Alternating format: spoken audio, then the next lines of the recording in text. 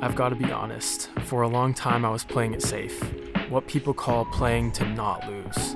And I think a lot of us artists do that. Deep down, we know we're capable of more, but fear keeps us circling safe ground. So my name's Tori, I'm a photographer based in Seattle, and that's what I want to be talking about today. Why we fall into that trap and how I've been breaking out of it this year.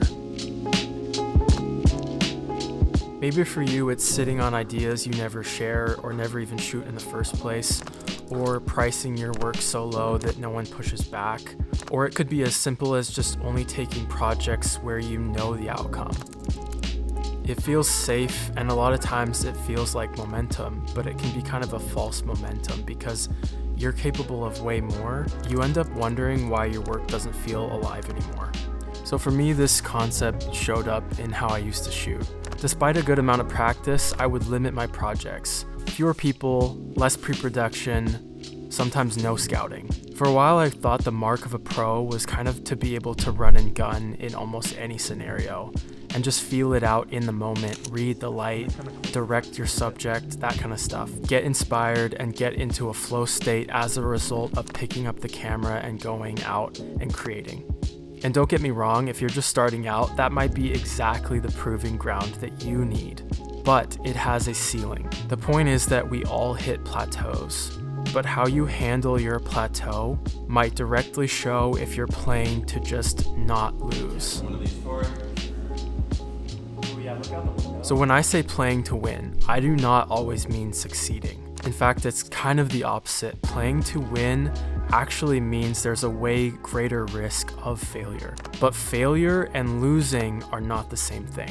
Losing is streaking back, protecting yourself, staying small. Failure is often the price of reaching for something much bigger. So we're over halfway through the year of 2025, and that's one of the main themes that I've tried to bring into this year of my work, is taking calculated risks to stretch and expand myself further. One of the main ways that I've tried to do that this year is taking trips to large creative hubs like Los Angeles, New York City, because as someone from Seattle, those are harder markets to break into, and they're more of a proving ground or a training ground. Those types of trips also require more planning because I don't live in these places, so I'm required to network way deeper, plan shoots way ahead of time and more extensively, get out of my comfort zone, spend more money, get a car rental, pay for flights, pay for Airbnbs. It's not a cheap thing at all, and you don't have to go on a crazy trip to embody what I'm talking about.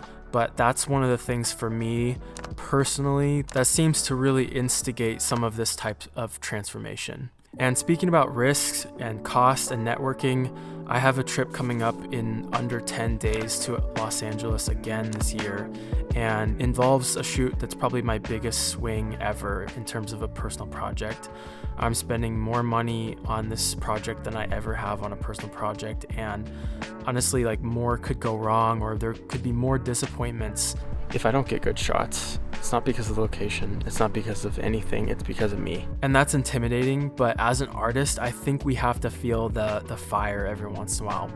You have to put yourself in a heated situation and see how you respond to know if you're growing or not. So I think there's gonna be some cool shoots down there in Southern California. I don't know, I don't typically shoot in places like this, but I think I'm gonna give it a look. Just kind of start walking down there a bit. I'm hoping to share as much as I can on the channel about that coming up. So here's my challenge to you. Where are you currently protecting yourself? Where are you choosing certainty instead of possibility? Think of the project you've been putting off because it feels too big, too intimidating, and too risky. That's probably the one that could move you forward the most. I wanted to make this video because I truly think that this concept is important.